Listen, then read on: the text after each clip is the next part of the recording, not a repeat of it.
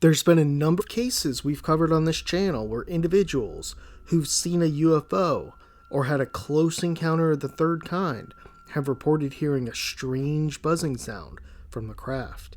It's a unique detail that we believe adds credibility to the case, and one we see time and time again, albeit in many cases crafts are reported to hover silently.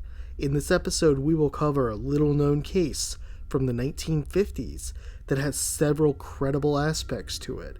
This close encounter of the third kind has come to be known as the 1954 Carpenter Encounter. In July 1954, around 5 a.m., Harold Carpenter was laying in bed half asleep when he would hear a strange buzzing sound. Carpenter resided in a rural area just outside Kent, England, and had heard the bizarre noise for several straight mornings. This time, though, Carpenter decided it was time to go see what the noise was.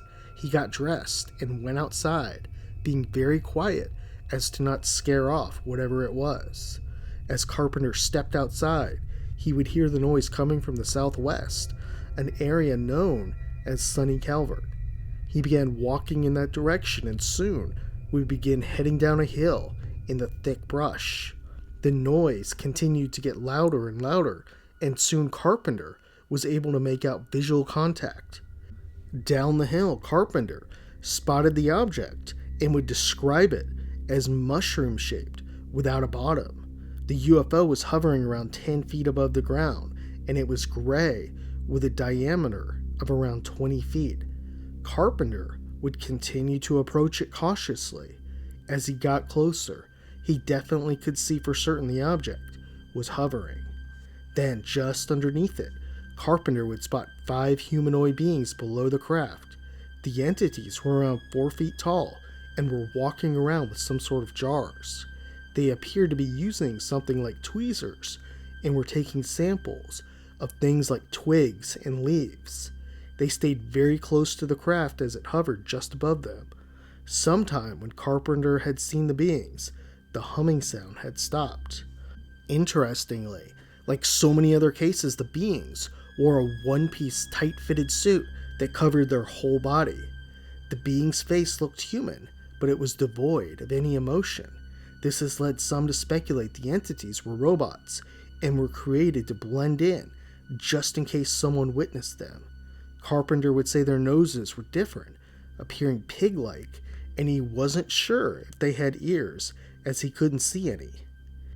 As he was watching the beings, Carpenter kept moving closer and closer until he finally was around 10 feet away and staying somewhat hidden.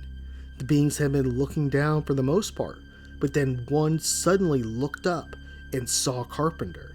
He stared at him with its eyes, devoid of emotion, and without even signaling the others, they stopped taking samples. The craft then descended down, and all the beings boarded. The craft then slowly ascended, and there was a white light that flashed, and instantaneously, it flew away. What can we make of this close encounter of the third kind? It has many similar characteristics we see in other cases, such as the buzzing sound and the gray tight-fitted suits that we see often. In addition, there are numerous cases where beings have been seen taking samples. One such case we covered on a previous episode happened in 1967 in Cusack, France. A boy and his sister spotted a craft and some beings taking samples. One of the big questions in this case concerns the beings. It seems that looking so similar to humans, they were either robots or possibly hybrid beings. Many speculate that hybrid beings live among us, although there seems to be no proof supporting this. It's not known if Harold Carpenter ever had any more close encounters or woke up again to a buzzing sound. Still, if there's any lesson to be learned from this case, it's that if you hear a buzzing sound in the woods, walk the other way.